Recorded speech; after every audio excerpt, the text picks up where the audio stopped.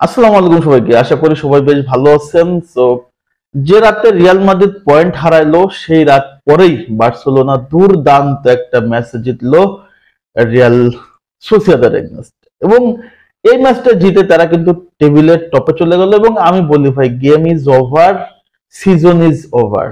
অনেকে হোপ দেখতে পারতেছেন যে এখনো 12টা ম্যাচ আছে, এখনো অনেক কিছু ঘটতে পারে।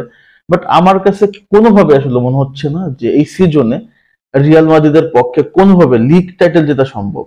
যে দলটা এত এত সুযোগ পাওয়ার পরে, এত এত সুযোগ পাওয়ার পরেও নিজেদেরকে স্থানে রাখতে পারলো না, সঠিক স্থানে রাখতে পারলো না, সেই দলটা আলটিমেটলি আমার মনে হয় না যে এই সিজনে ট্রফি জিততে পারে লা লিগার অন্তত। সো বার্সেলোনা ঘরের মাঠে মানে রিয়াল সোসিয়েদাদের সাথে যে খেলাটা খেললো, এর আগে সোসিয়েদাদের মাঠে যে তারা সোসিয়েদাদকে মনে করেন যে হারাইতে পারে নাই, হেরে আসছে। এবার তারা কি করলো, মধুর প্রতিশোধ নিল। এবং প্রতিশোধ কাকে বলে, এক হালি দিয়ে দিল। তবে এইখানটাতে একটা ডিসক্রেডিট বলতেই হবে তাদের। প্রথম শুরুর 19 মিনিটে তারা তাদের ডিফেন্স লাল কার্ড খেয়ে যায়। আপনার বার্সেলোনার একটা প্লেয়ারকে ডিরেক্ট ফাউল করে ওয়ান ম্যান, এবং সেখান থেকে পেনাল্টি হয়ে যায়। সরি, পেনাল্টি না, লাল কার্ড। তো এই জিনিসগুলো আমি দেখতেছি যে বার্সেলোনার এগনেস্টেই যে কোনো রেফারি হুটহাট করে একটা ডিসিশন দিয়ে দিচ্ছে, হুটহাট করে তারা মানে যেটা মন চাচ্ছে সেটা দিয়ে দিচ্ছে। তো এই জিনিসগুলো খুবই উইয়ার্ড লাগতেছে আমার কাছে। সো বার্সেলোনা তো ম্যাচ জিতে গেল 4-0 গোলে। দুর্দান্ত খেলছে ভাই বার্সেলোনা, সত্যি কথা বলতে। কাসাদো, তারপর হচ্ছে Martin, Gerard Martin, Ronald Araujo, Lamine Yamal সবাই দুর্দান্ত খেলছে। তবে এই ম্যাচটাতে রাফিনা গোল পায় নাই, এটা হচ্ছে আসলে আফসোসের জায়গা। 4টা গোল হইলো কিন্তু রাফিনা গোল পাইলো না। সো রাফিনা গোল পায় নাই বলে আমার মনে হয় কোচ আমাদের হানসি ফ্লিক সাহেব রাফিনাকে তুলে নিছে। যে চিন্তা করলো কি ব্যাপার, গোল পাচ্ছে না, সো রেখে লাফকে মাঠে না। তো রাফিনাকে তুলে নিল, নামালো কারে, আপনার হচ্ছে ফেরান তোরেসকে। সো এই যে রিয়াল নাম দেখলাই, রিয়াল সোসিয়েদাদ হোক, রিয়াল বেটিস হোক, রিয়াল নামক নাম দেখলেই বার্সেলোনা কেন জানি খেপে যাচ্ছে। 4 গোল দিয়ে দিচ্ছে গতকালকে, চিন্তা করছেন?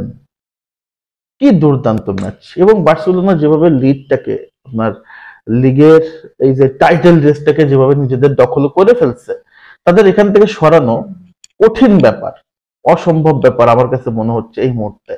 বেশ মুশকিল হবে। এবং হয়তো রিয়াল মাদ্রিদের বার্সেলোনা ঘরের মাঠে একটা ম্যাচ আছে, সেই ম্যাচটা রিয়াল মাদ্রিদ জিততে পারলে আবার অন্য কিছু ঘটতে পারে। তবে ভাই সেই ম্যাচটা জিতাটা রিয়াল মাদ্রিদের জন্য আসলে কি খুব ইজি? খুব ইজি আমার কাছে মনে হচ্ছে না। যেভাবে বার্সেলোনা আগাচ্ছে, রিয়াল সোসিয়েদাদকে নিয়ে যেভাবে আসলে খেলা করলো, এক কথায় রিয়াল সোসিয়েদাদকে তাদের ঘরের মাঠে ডেকে এনে একদম অপমান করে 4-0 হারায়া বাড়িতে পাঠায় দিচ্ছে। সো এটা হচ্ছে বার্সেলোনার এই যে ডোমিনেটিং পারফরমেন্স, এই ডোমিনেটিং পারফরমেন্সটা দেখানো দরকার। রিয়াল এই সুযোগটা পাইছিল, কিন্তু ছোট্ট ছোট্ট কিছু ভুলে সেগুলো কাজ লাগাতে পারে নাই।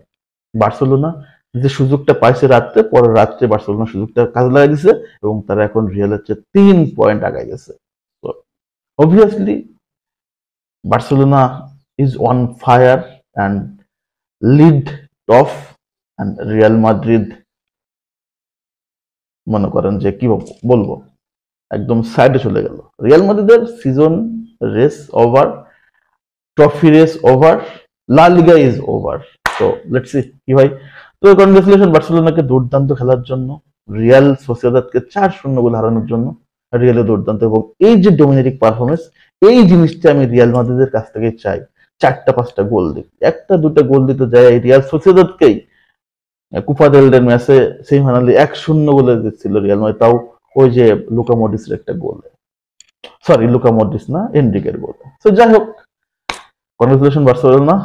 আমি বিশ্বাস করি রিয়াল মাদ্রিদ ব্যাক করবে, তবে কতটুকু ব্যাক করতে পারো সেটা সময়ের ব্যাপার।